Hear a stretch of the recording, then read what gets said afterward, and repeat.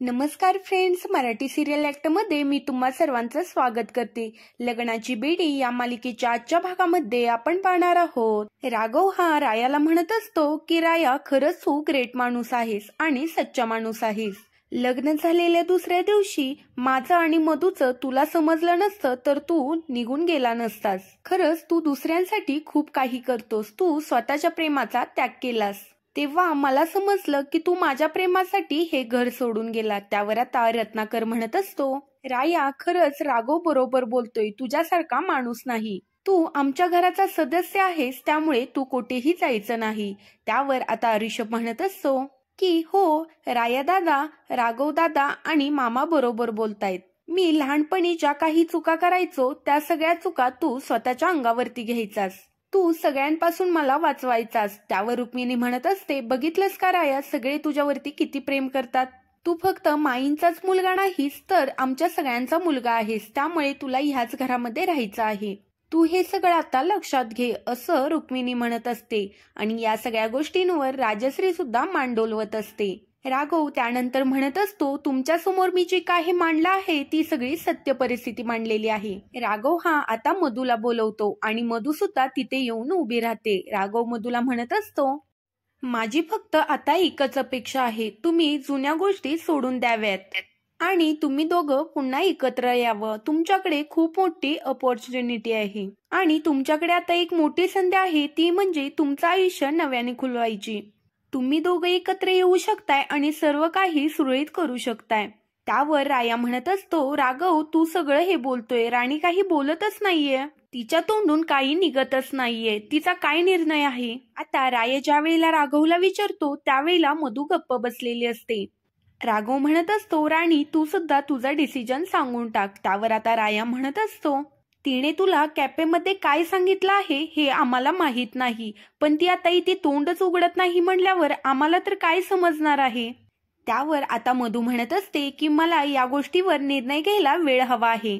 मी वेळ घेते आणि माझा काय निर्णय आहे ते मी तुम्हाला सांगते. त्यावर आता रुक्मिणी म्हणू लागते, राणी तुला आता कसला विचार करायचा आहे.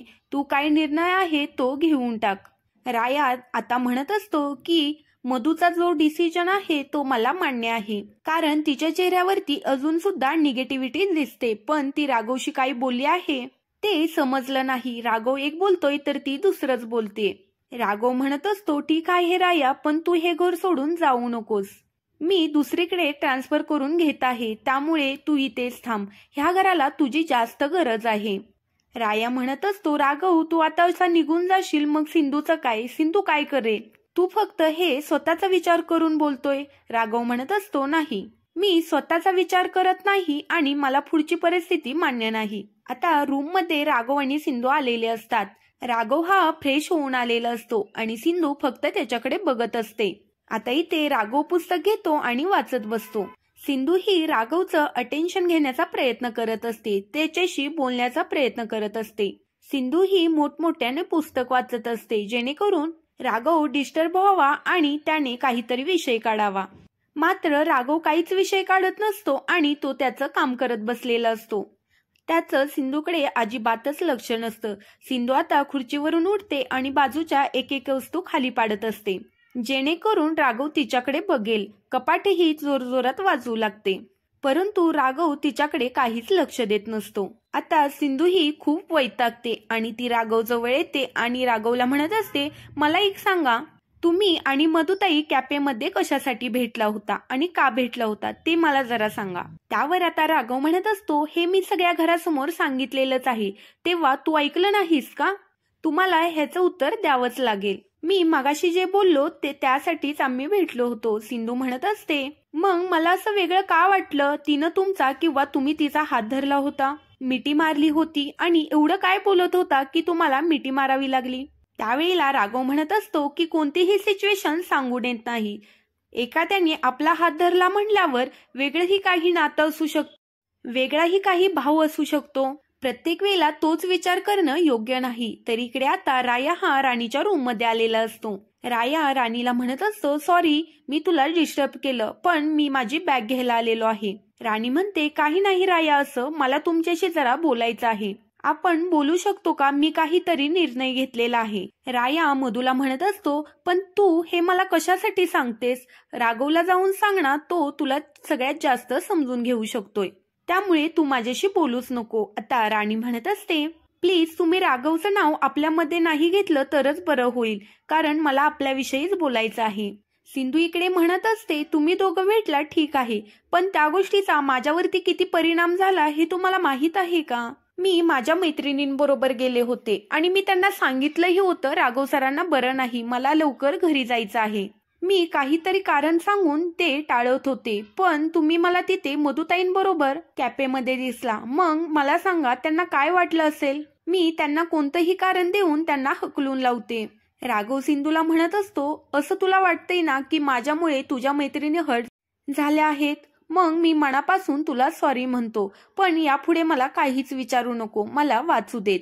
सिंधू राघवला म्हणत असते, आपलं डील तरी असलं तरी आपलं आतून नवरा बायकोंचं नातं आहे, याच्यामुळे हे प्रश्न मी तुम्हाला विचारू शकते. राघव म्हणत असतो, ठीक आहे, तुझं काय चालू आहे? तू प्रत्येक वेळेला माझ्या पाठीपाठी काय येतेस? माझं काम चालू आहे. सिंधू राघवला म्हणत असते की तुमचं हे वागणं काय चालू आहे आणि तुमची ट्रान्सफर ऑर्डर मधूनच कशी काय आली? त्याच्याविषयी काही समजू शकेल का? तुम्ही त्याच्याविषयी कोणालाच काही बोललेला नाहीये. आता ही गोष्ट मला कशी काय समजणार? असं सिंधू विचारायला लागते. त्यावर आता राघव म्हणत असतो, मला त्याबद्दल तुला सांगण्याची काहीच गरज वाटत नाही आणि जे काही आहे ते मी सगळ्यांसमोर क्लिअर केलेलं आहे. मधूबद्दल आणि रायाबद्दल जे काही आहे ते मी सगळ्यांसमोर क्लिअर केलेलं आहे. त्यामुळे सारखं सारखं तेच तेच विचारायची तू मला गरज नाही आणि तुला त्यातून वेगळंही काही मिळणार नाही, असं राघव सिंधूला म्हणत असतो. राणी आता स्वतःचा निर्णय रायाला सांगत असते आणि म्हणत असते, राया मला असं वाटतंय दोघांनी पुन्हा एकमेकांना चान्स द्यावा आणि नव्याने आयुष्याला सुरुवात करावी. त्यावेळेला राया म्हणत असतो, पण तू असा विचार कसा काय करतेस? आपण एकमेकांसमोर फक्त एकच दिवस होतो, त्यानंतर मी तुला सोडून गेलो होतो, मी चांगला माणूस नाहीये. त्यावेळेला राणी म्हणत असते की मला असं वाटतं की आपण त्या सगळ्या गोष्टी विसराव्यात, पुढे मूव्ह ऑन करावं. तर इकडे आता आपण पाहणार आहोत राघव हा सिंधूला म्हणत असतो, सिंधू प्लीज माझ्या पुढे ह्या गोष्टी बोलणं बंद कर, मला ह्या गोष्टी ऐकून ऐकून वैताग आलेला आहे, त्यामुळे मी आता इथून निघूनच जाणार आहे, असं तो सिंधूला म्हणत असतो. सिंधू आता राघवला म्हणत असते, मी बोलते आहे तर तुम्हाला त्याचा एवढा राग येतो, ठीक आहे, मग नसेल बोलायचं तर मी नाही बोलत. तर पुढील भागामध्ये आपण पाहणार आहोत. सिंधू राघवला म्हणत असते की राघव सर बस झाला आता, तुम्ही कोठेही ट्रान्सफर ऑर्डर घेऊन जायची नाहीये, मला तुमच्या चालण्याने फरक पडतो आणि मी तुमची आता बायको आहे.